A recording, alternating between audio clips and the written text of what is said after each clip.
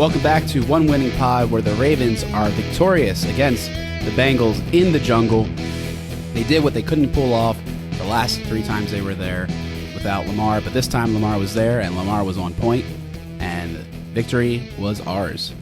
Gentlemen, did we enjoy that weekend of Baltimore sports? Oh my God, yeah, it was incredible. I know I wasn't here for the preview episode, but you know, at the time I wasn't feeling good about the win. I thought the Bengals were gonna bounce back in a big way at home, but once we secured the dub in Cincinnati, and then got to watch that 9th inning and then the extra innings for those, wow, that was a pretty great hour. I was pretty pumped for the rest of the afternoon. It was incredible. I don't think you get many sports days for your home clubs as great as that outside of championship days or days when there's big playoff wins. We've been waiting for this win, right? We ever since that time Cincinnati just spanked our ass, beginning of 2021, out of the blue. The Ravens, you had injuries, but there was no reason for that game to get that out of hand. And then since then, with the exception of the Sunday night game, that was a great win. But it wasn't a defining win, I don't think. It was fine. I felt like a win where the team that had the ball last, which in that case was the Ravens, won that game. Very even game. This one was different. This was a tone setter, in my opinion. The final score, Ravens were only ahead by 3 points, but that game was not that close. I don't think the Bengals ever had a shot at this game from the opening possession. Lamar Jackson is the guy I think we need to talk about first when we talk about this game, because make no mistake, this was a team win across the board. Offense, defense, okay, special teams we'll get to. That was a little suspect, but offense and defense came into this game just ready to take control. That's what they did, and the tone was really set at the beginning.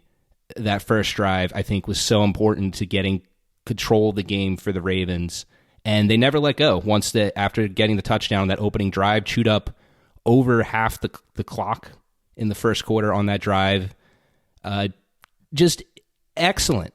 Exactly what you want to see on your team's, on the first road drive for your team in the season against the division opponent that you're expecting to be in main contention with for the title. Look, this team wasn't perfect yesterday, but they did so many things well. This was just such a great win. I think the thing that was really cool is we talked about against Houston, they weren't super duper sharp, they're rusty, they need to improve, but we are also they're holding something back. And then the first drive, I classified as fine art. And I wasn't being hyperbolic when I said it in the group chat, that I was it moved me. I was so moved by how excellent that drive was. And it just felt like exactly everything they wanted to have happen. We had Zay getting a penalty to continue it. We had Lamar almost, on third down being, rolled out of the pocket, couldn't find anybody, but he was able to cut back and get the yards and a scramble to continue the drive. It had a little bit of everything. It had some good runs. And it just was so nice. And like you said, Peter, it took half the first quarter. And it was funny because I remember Burrow said, we're not going to get many touches, so we have to make them count. And after that happened, I was like, yeah, you sure aren't. The Ravens are cooking. And I think the second that they did that, I had confidence the whole game that they would be able to score if they really needed to.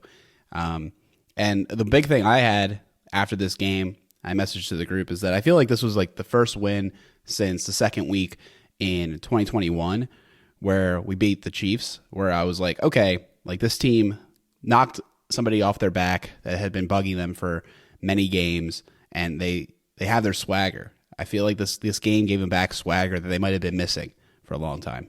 Yeah, I kind of get what you're saying. I mean, I feel like the thing to keep in mind though is still it's week 2. As much as I want to believe that gave them their swagger back in 2021, that season, we know how it ended, right? But I think it's irrelevant. They were 8-1, 8-2. They had a lot of swagger until Lamar went down. Yeah, but I don't know. Yes and no. The swagger has to be it can't be fickle swagger. It's got to like actually last for a while. Like they were really competitive. I don't know, man. Like, yeah. I know what you mean. Like, I know what you mean, right? It was like, yes. It was one of those games, at least from the fan perspective. Like, certainly going into it, you're like, okay, well, this team hasn't been able to knock off the big teams, right? We lost to the Bills in the playoffs the year before. The Chiefs had kind of had our number in a couple of matchups before then, and now the Bengals, right? They've had our number. So yeah, like from that perspective, like especially for the fans, like yes, like it feels really good to be able to knock them off and say like, okay, this team can beat the best of the best. But the ultimate question is, can they do it enough and do it late in December and into January, February, right? Now, all that being said, like, there's a lot of potential in front of this team. Yes, like, we think at this point they can do it. But I wanted to get back to kind of what you guys are mentioning just about like the balance of that offense. And yeah, I think to me, I kind of wanted to pivot a little bit into just how surprised I have been watching Monken's offense in that, the past game we expected there to be a jump, right? We just personnel wise, it's completely different. There's so much more talent on this team. And we expected it to make a jump, but to me, the key for this offense right now is, as it stands, is that the balance is incredible. I mean, we're still running the ball almost as effectively, if not just as so, as we were under Roman. I mean, Gus is averaging still 5 yards a carry. I mean, Justice Hill looks really good. I know he's had, not as many positive runs, but I mean, in terms of just like how he looks from like an eye test, like he looks like a completely different runner. He runs with power. He's picking up, key yards and things in critical situations. So a lot of credit to Monken for figuring it out and, putting a product on the field that, has the balance that we're looking for.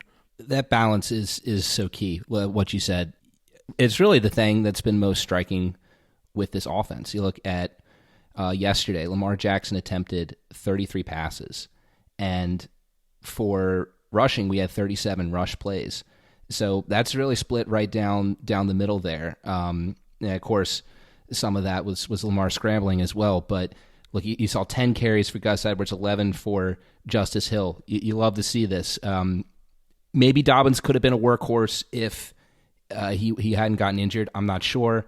But, Justice Hill has never shown in his career really that he can get consistent plays, right? Far from it. So he's not ready to be a guy who can take every carry. And Gus Edwards, we've only seen him be a starter who's getting the bulk of the carries for a limited amount of time. We're seeing him get split out in this backfield. So that you're seeing that balance there as well. Lamar's still getting his runs as well, but there's much less designed. We've seen some design runs in the first two games, but so far, a vast majority of his rushes have been coming when the play breaks down, and then we need him to go on his feet and first try. He certainly seems like he's trying to push the ball down the field with his arm, and he has on a couple of occasions been able to do that. But yeah, just a bigger focus on just what the rest of the league is doing, for lack of a better term. This offense, you can see it when Lamar drops back. He's going through his progression. Sometimes he's going in on his first read, but there's other times you could see, particularly in this game when he had a lot of time to throw, he's looking around the field, he's scanning, he's looking off his first and second, going to his third read. You can see the difference through two games. And now I do want to caveat, the first two games in 2019 when Greg Roman took over as offensive coordinator, those games were really great too with the offense. We scored even more points combined in those first two games than we scored in these two games. So it is still early returns. That said, these early returns have looked like this is going in the right direction. This is the direction that we had been calling. Most of the fan base had been calling for this offense to go. So early returns are checking out great. We have to see how this ages, but right now, this team is on the right track to make the most of the offensive weapons, the talent that they have at those positions, and make them the biggest headache they can for opposing defenses. I think to piggyback off of that, you're seeing them target 7 players with 3 or more targets in this game. So they're basically saying every one of those weapons that we know we have, that we've talked about all offseason, are going to be involved, and at any moment they could have their number called. And you can't just think, oh, they're running 4 routes, but it's going to Mark Andrews. In the past, you were like, they're running routes. they're running routes, but who's getting all the targets, right? The target share was so condensed. Now the target share is very widely distributed, and I think that helps a lot. And I think that's what they were almost establishing in this game. I think it was intentional to get everyone involved. It wasn't just Odell getting injured halfway through the game and having to come out and giving snaps to Aguilar. No, Aguilar was involved before that, and Aguilar was continuing to be involved. And then Duvernay had a lot more involvement in this game than he did a week ago. And then, of course, J.K. Is gone, but Hill and I guess I don't know if Edwards got any catches, but Hill definitely got a couple catches. They had a couple plays designed to him, and also that amazing shovel pass to kind of get out of trouble. I really do like that aspect too of the offense, that the running backs are getting used a lot more as checkdowns, and I think that's a little bit better than having Lamar run every single time. Like I'm glad that he has a passing option as well, because sometimes I felt like in the Roman offense, with his legs being the checkdown, there were times he got caught because there weren't nowhere he could go. But sometimes when he has nowhere to go, he's able to find that running back in the flat. So I think it's added an extra dimension.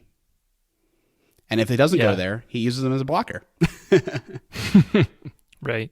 Yeah, I mean, on that point of having a check down option, like I feel like common, thread we've seen with like a Monken offense now is Bateman seems to be running a lot of these like shallow crosses and, getting involved in that way. A little bit more in the intermediate game as well if we're looking his way there. But I feel like kind of with the way the routes have been going, you've been seeing a lot of those underneath options to kind of give Lamar that read, as he's scanning through and having a dump off option. So, yeah, I mean, it's great to kind of have, different layers to it, right? You got the running backs at some layer, and then you got Bateman, and then you have like, the rest of the receivers kind of out there.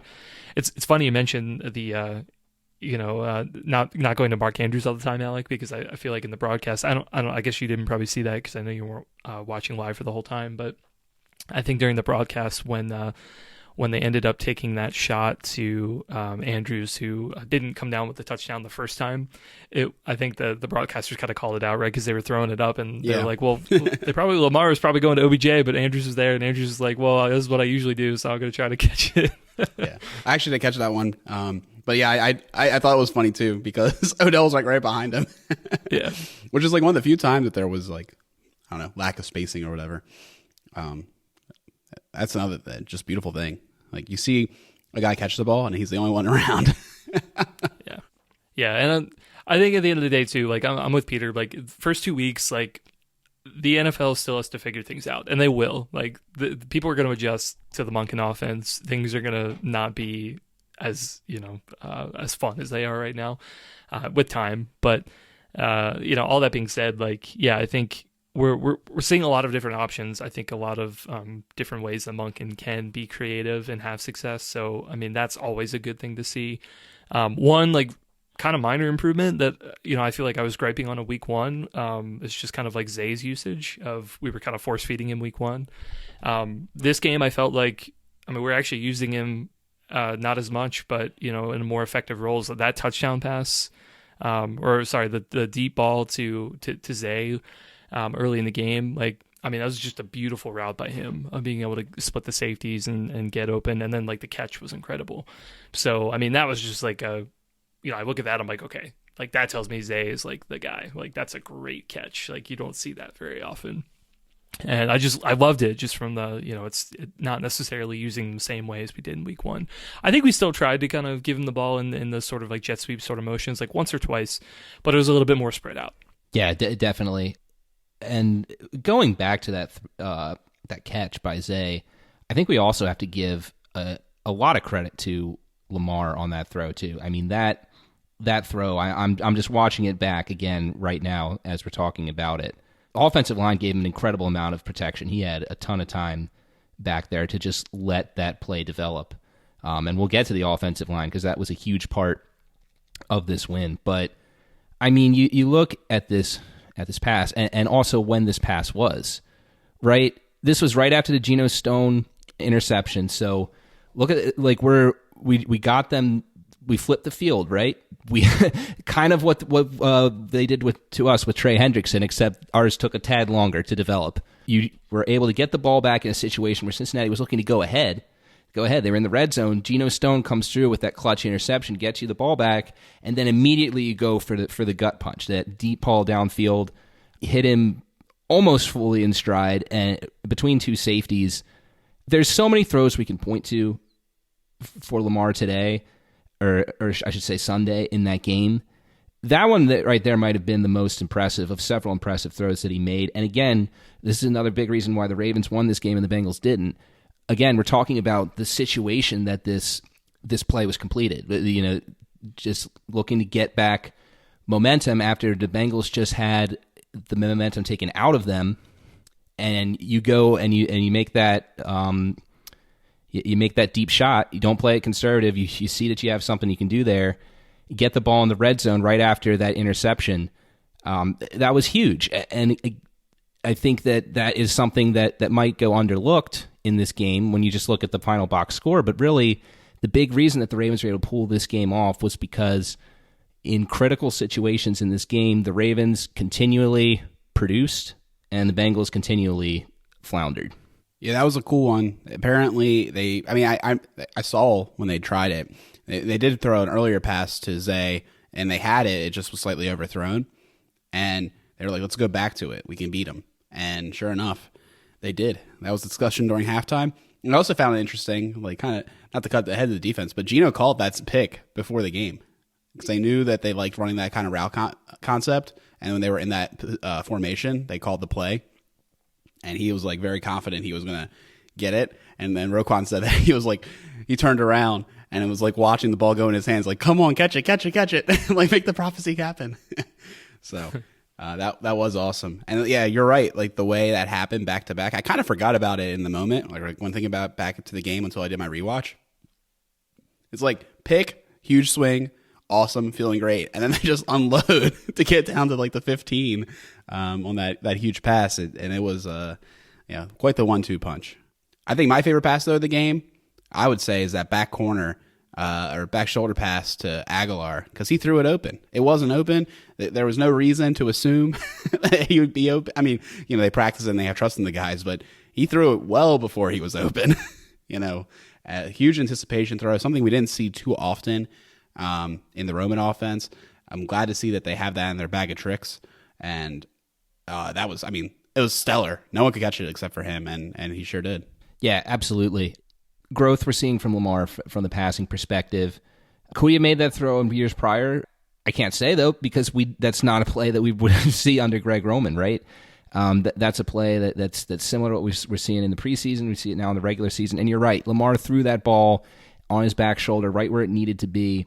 It was an excellent anticipation throw, and credit to Aguilar this game. A guy who, when we originally signed him, there wasn't much fanfare there. A lot of the fan base was like, oh, this isn't the move we need.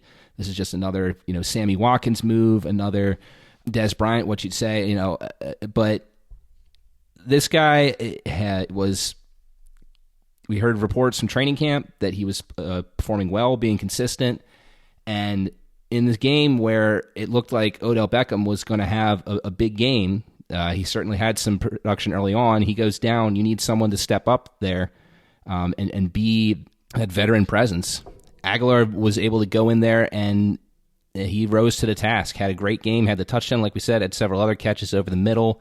It's incredible the wide receiver depth we have this team. We've never had wide receiver depth. If a receiver goes down, we're always screwed. Like, I don't need to remind anyone of that. We all know that. That's unspoken. But Odell went down, and this is something we knew. There was a possibility that could happen this year. We know Odell, he's older. He's our age, so he's older. He's had a lot of injuries in his career. There's no guarantee that the guy is going to be able to play every game this year. Now, reports from Harbaugh are that the injury doesn't seem that serious, so I'm expecting that there's going to be a chance he can play against the Colts. So he might not miss any games outside of just the second half of this one. But yeah, I mean, this is an offense that has guys at the wide receiver position who can come in and pick up the slack if someone's having a bad game, or in the unfortunate case there's an injury. And that's huge. We rarely have had this in Ravens history, and it was really great to see Aguilar step up and keep the train moving with this passing attack when Odell had to exit the game. I think it's a good segue, Peter. Another, I wanted to kind of bring up before we get to the defense, but another really fantastic depth on this team right now, offensive line. Patrick McCary and Mustafa. I mean, those guys, like, I mean, it was incredible. Like, Trey Hendrickson, you did not hear his name called at all this game. And a huge part of that was on McCary, just for completely shutting him down. Like you guys said, like Lamar had plenty of time on a lot of these plays, huge credit to those guys, because going into it, you're like, we know the Bengals have a pretty formidable front four, and clearly, playoff game last year, I mean, that was the difference in the game, right? The failed QB sneak to flip the script. So, and in this game, I mean, like I said, there was really no mention of them. Completely silenced. It was never would have expected that. I mean, that would have been like the boldest of boldest predictions, that like Trey Hendrickson like didn't get any tackles or like any sacks or like QB hits or anything. I would have never called that. But I mean, just credit to those guys. I mean, McCary's incredible, man. Obviously, I think it may be easy to forget that the Bills playoff game was not his finest hour. And I'm sure that he would admit to that. But it isn't just incredible, the turnaround of like a guy who was not good enough for center at the point and then became this sort of backup swing tackle, interior lineman, center sort of thing. And now has had to play more extended time at tackle to cover for Stanley. And this guy just keeps getting better. Like, I'm not going to claim that he's going to like start over Stanley or anything. Like, I don't think anybody would claim that, but just it's just incredible that the drop off right now, like a lot of fans don't see it. So, I mean, huge kudos to him, man. I mean, he definitely deserves all the game balls for his effort against his team. Patrick McCary is like, I don't know, the handyman in the family that can solve any problem. He's just, he might not be professionally trained, so to speak. He was an undrafted guy, not a high pedigree guy, but he's able to come in and do, like you said, Chris, just perform at any position on the line and plug a hole. And in this game, he was basically perfect.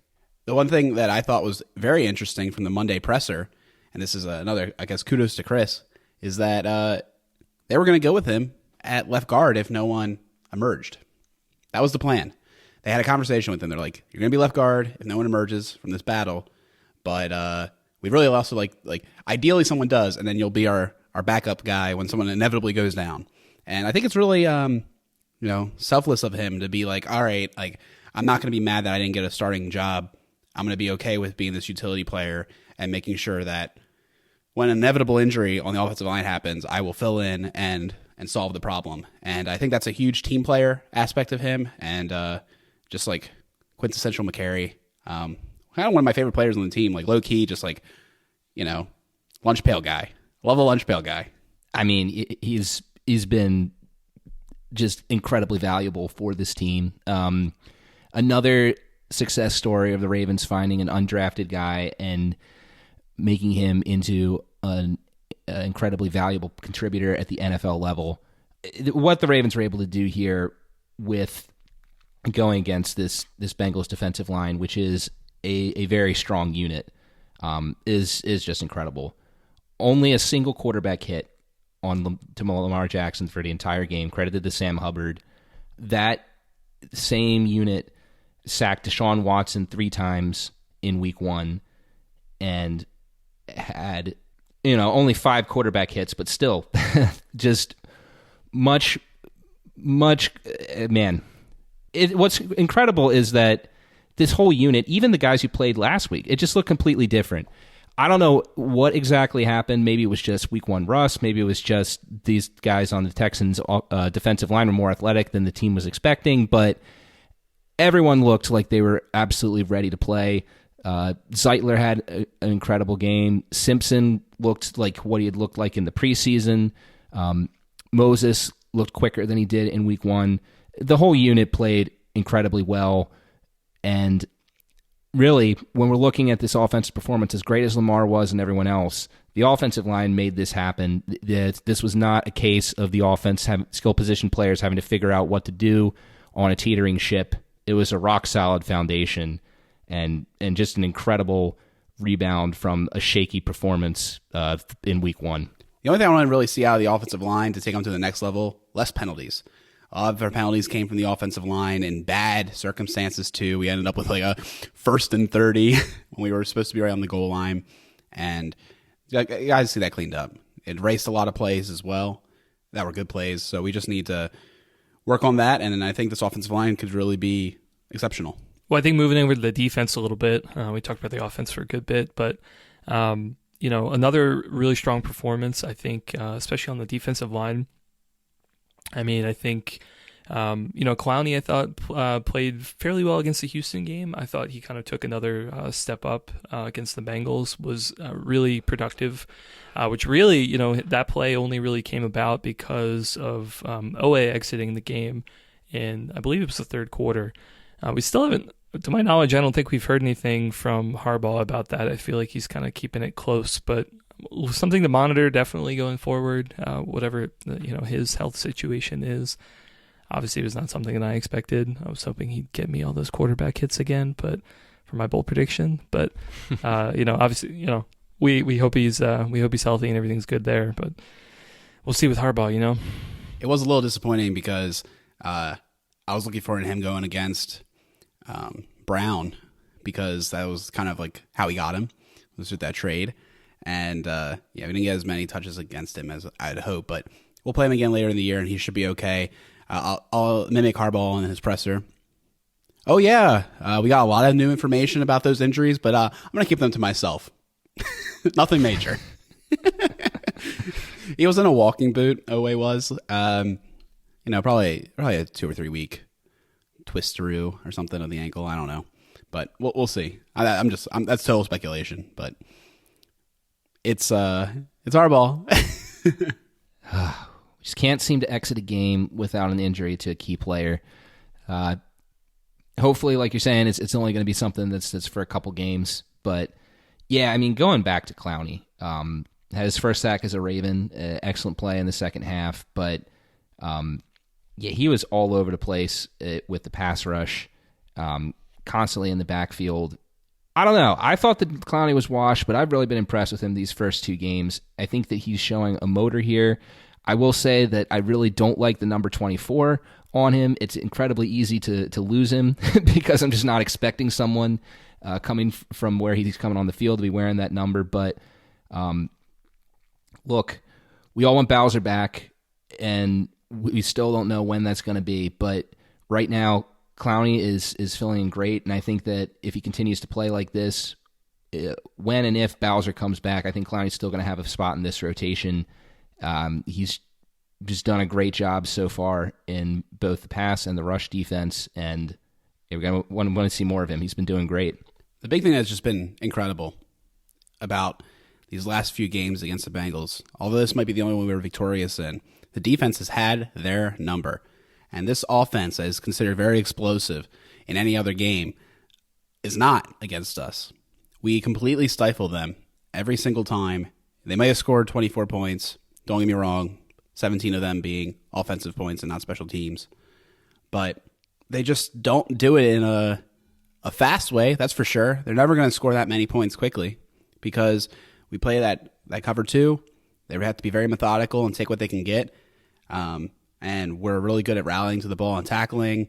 We got really savvy linebackers that I think I feel like that's what we did, guys. We bought these linebackers to be able to say, we're going to be able to get any of these like dink and dunks, and hopefully you won't get a first down. With a little bit of variance, a tip ball here, not a completion. We're going to be able to get you out off the field, and I think McDonald has so much to do with this. His scheme is perfect against this team, and I think it's a very winnable formula game after game. If the defense plays like they are, and the offense can just put up some points, they'll win. They'll win every time. And I really think we're going to lose McDonald unless Harbaugh retires, because he's going to be a head coach soon. I think the whole league thinks he's a genius.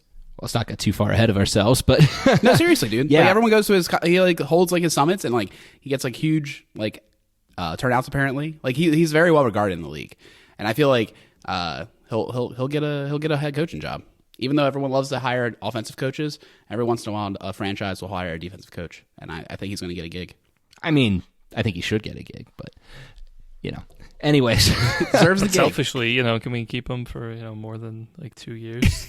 That's like one stat I brought up about the Bengals. Like they've had their offensive coordinator, defensive coordinator, and special teams coordinator for like the last like 3 years. Like, I don't know why Anaramo, like for example, like nobody's offered him a job. Like their defense has played good. Like, man, why do they always have to poach Ravens coaches? Come on.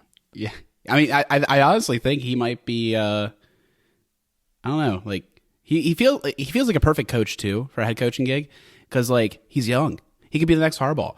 Like at a place for like 30 years. Like if he just like kills it like a Tomlin. Like it. Yeah, I don't know. Good for him. Well, I think it's undeniable that the Ravens, since 2021, have found a formula for how to get the Bengals out of what they want to do on offense.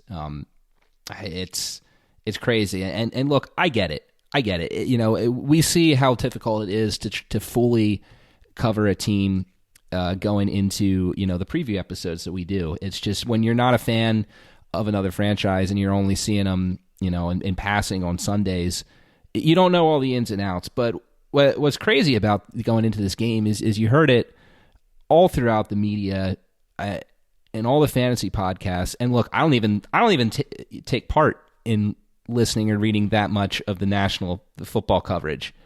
And the big thing that everyone was saying was that Jamar Chase owns the Ravens and he's going to have a huge game. I guess overlooking the fact that 2022 happened and the Ravens held Joe Burrow and Jamar Chase in check. I don't know.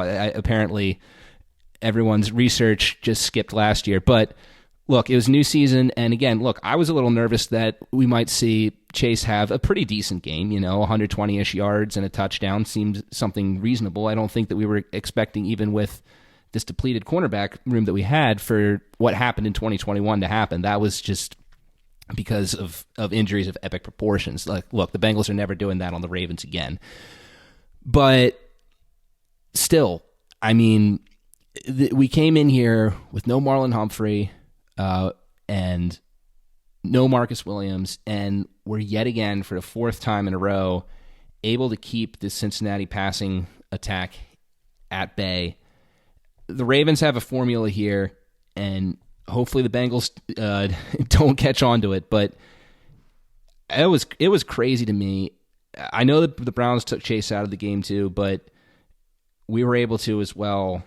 And now Burrow apparently strained his calf, the same calf that he was out of the preseason for.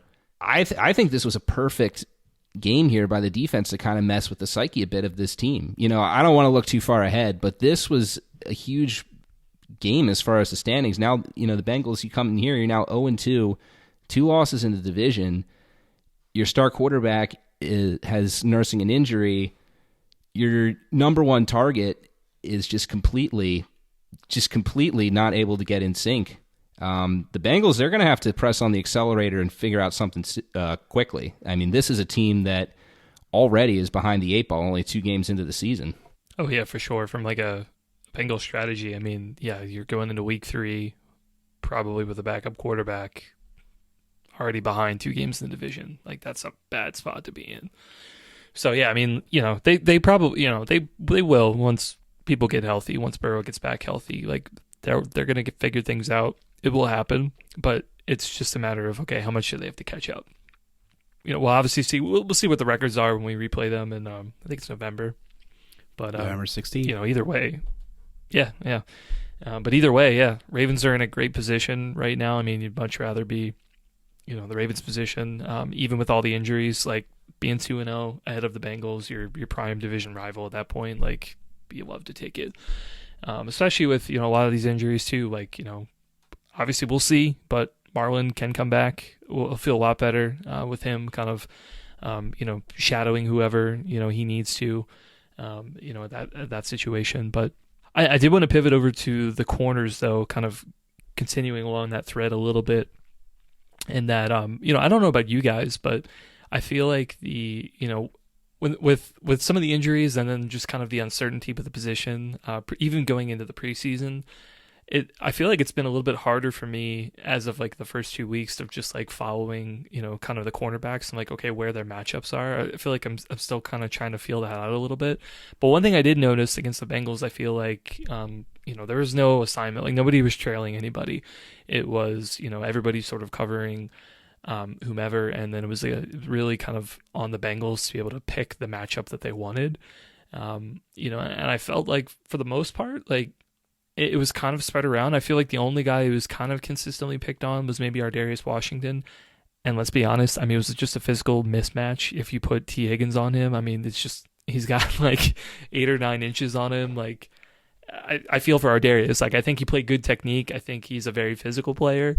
But, you can't expect him to kind of win all those jump ball situations. So I don't really blame him in that situation. But I just want to kind of ask you guys, like, have you noticed anything from like the corner situation around like different matchups, or been paying attention to that at all? Well, I thought it was interesting. You saw Rockison and Darby alternate series out there, and they both had great games. Rockison on the highlight reel with that Jamar Chase strip in the end zone, and I think those two are playing well. I think Stevens is playing phenomenally. He played 100% of snaps, so he is like basically corner one on this team at the moment. And I have a prediction, bold prediction. I think when Marlowe comes back, they're gonna roll with Stevens, Marlowe, and like I'm Darby or Rock, whoever, and they're gonna alternate Marlowe into the slot for these mismatches that we're speaking of, because they're not gonna let that fly. And Stevens is better on the outside anyways, better for his technique. So I think that's going to be the combo. I wouldn't even surprise me at all. And it's gonna be a beautiful thing. Prayers out to Ardarius, though. He's on the IR with some chest injury. Seems kind of random. So hopefully it's not a serious thing and he's able to come back and be healthy. Yeah, the Ardarius news was surprising. I mean, we found that out, just a couple hours before recording this. That came out late this afternoon, right? Yep. Yeah, I mean, nothing obvious from the game that I can recall came out from there. So, unfortunately for him, he had a great preseason, was playing well, and he's going to be out for some portion. I mean, we don't have any confirmation yet if it's season ending, right?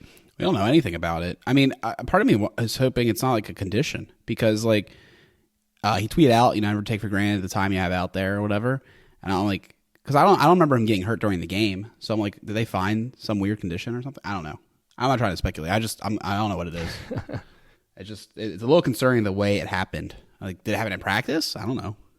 Maybe we'll find out more on the next media availabilities. Yeah, we'll see. I mean, I didn't read his tweet as ominously as that. I guess I read it more as just, this is a guy who hasn't been on the field terribly much for his career, so just frustrated that, he had an opportunity here and he's going to have to take some time out. I mean, gosh, look at his career.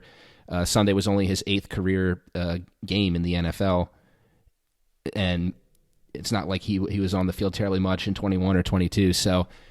Yeah, I mean, as far as the secondary, I think it's still a work in progress. I think that the coaches are still trying to figure out, too, which of these guys in which situation is going to go. I agree. I think Stevens has really shown a lot these first 2 games. He's made a lot of big plays, a lot of big hits, too. He's made a lot of hard tackles as well. But, yeah, I mean, look, I said after the Houston game, they played great, but it was kind of hard to gauge how much we could take from that because we didn't know the level of competition that they played. Well, look, they just did the same thing against Cincinnati. Cincinnati obviously is a lot of high-quality players on that team. And we just saw Houston, we saw their passing game get going against the Colts this past Sunday. So again, still only 2 games, but I think now we can really have some hope that this group is going to be able to hold things together while we wait for Marlon to come back, while we wait for Marcus Williams to come back, hopefully at some point this year. Look, and a thing that's really helping them is the play of these safeties too. Geno Stone, we know that he had the kind of disappointing preseason game against the Bucs.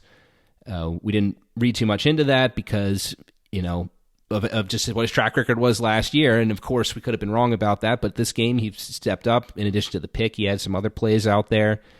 And Kyle Hamilton hasn't made a ton of splash plays yet, but when he's been in there, he's been doing well. He's been playing against the run. He's had some big hits. So, look, this secondary right now, again, it's still a position group that I'm still a little worried about just because of all the new faces, but some positive returns here in the first 2 weeks, and there's a real chance that this group's going to be just fine. Indeed. I have optimism based on everything you said that this group, which has, like you said, some holes, or like not holes, but like there are some concerns around it, but I feel like they're answering those concerns faster than the concerns are piling up. And they're trending in the right direction towards being a unit that that the team can depend on. It's so critical in today's NFL. And I think they're basically like how the secondary goes is how the team's going to go, because I feel pretty confident in the front seven dominating run plays. And it's all just about how we can cover these pass plays, and we'll be all right. Before we head out and talk about MVPs, I do want to again shout out Patrick Queen, who had another great game yesterday. Really looks like he's poising up for a big year. He looks like a much more confident player. His tackling is much improved. He's playing with a lot of swagger out there, a lot of confidence. Patrick Queen in a contract year, great start. He's been playing really well. We saw that against Houston, and that continued in this game against Cincinnati. 100%. Yeah, I feel like he kind of had the start last year too, but what a change from his rookie year, even year 2. I mean, there were so many doubters, and week to week we were critical of him too, right? There were a lot of things we didn't like in the first year or two, but I mean, now it's very clear, like, in no way is he a weak spot on this defense. Like, he is one of the star players on this defense for sure. So, I mean, credit to him, man. I mean, what a growth from him. But yeah, he's going to get a big payday. Remains to be seen who's going to pay him. I certainly think the Ravens, if coming out of this year, if the defense is really playing really well, there might be a shot the Ravens bring him back, to try to keep the tandem together. I certainly think it helps, with the Ravens sort of wanting to play this sort of like cover 2 defense. I thought that was a great point that you made earlier, Alec, of, with the Ravens having the linebacker core that they have, just being tackling machines that can run sideline to sideline, like really, like you can put almost whomever on the outside, like as long as they can cover their zones and keep things in front of them, like just have the linebackers clean them up. So like, maybe there might be a chance that we can keep Queen for longer, but would certainly be nice. If you would have asked me a couple of years ago if we would have done that, like, the answer from almost everybody would be absolutely not. So what a great turnaround for him. Lots of players proving us not wrong per se, probably wrong, but like a lot of players just like exceeding expectations. Put them in a box, think that they're going to be this kind of player, and then they continue to grow. And I think we'll talk about one or two of them in our MVP section. Boys, you want to go first? I mean, I think the unspoken MVP in this game is Lamar Jackson, but we would really like to shout out players who don't usually get the spotlight in this situation, or maybe, not as consistently. I got to give mine to Aguilar. Again, stepped up when Odell went down. Shame for Odell. It really looked like he was poised to have a big game, but next man up, Aguilar came in there, was excellent, had the touchdown catch, and the passing game didn't miss a beat, so he gets mine. I already mentioned it earlier, but McCary, I mean, just, I'm still just like blown away. Hendrickson just was a non-factor in this game. I mean, he's been such a disruptive player for them. 100% carry. Excellent. Yeah, that Aguilar is what I was talking about, man. I feel like he was such a sneaky signing. The guy is a true professional, and he's been just nothing but excellent, honestly, like way exceeding expectations. I think he's probably demonstrated some growth. I mean, I remember watching him with the Eagles. It's not a mystery, and his time with the Patriots and Raiders, right? Kind of jumped around a little bit, but yeah, this stop has been a great stop so far, and hopefully, I'm hoping he could be a part of our plans for the future. Honestly, I think he only had a 1-year deal, so it wouldn't be the worst if we were able to kind of keep him around for a little longer. But mine's gonna go to Stone, because that guy came in for Williams. Obviously, we're hoping he can come back. He elected not to have the surgery and is rehabbing, and he's not going on the IR, which kind of makes you think he might be back in a couple weeks.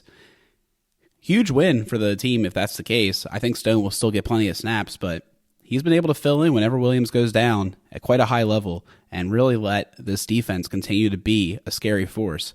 A lot of the time when we were talking about how good this defense was at the end of the year, Williams was still not playing with us. It was with Stone. So I think the defense has such a high floor, unbelievably high floor, and basically ceiling unlimited. So I can't wait to see how they continue to play as more and more pieces come online. I like that Rush reference in there. You just subtly Let's slid go. it in. You didn't anybody would notice. Why say unlimited ceiling when you can say ceiling unlimited? And with that, we'll wrap up the show. Such an excellent win. Let us know what you thought about this win and what your favorite moments were. You can do that on Twitter @OneWinningPod or email us onewinningpod@gmail.com. Later in the week, we'll be talking to Pete about the Colts preview, and we'll see if the Ravens can go 3-0 to start off their 2023 campaign. Go Ravens!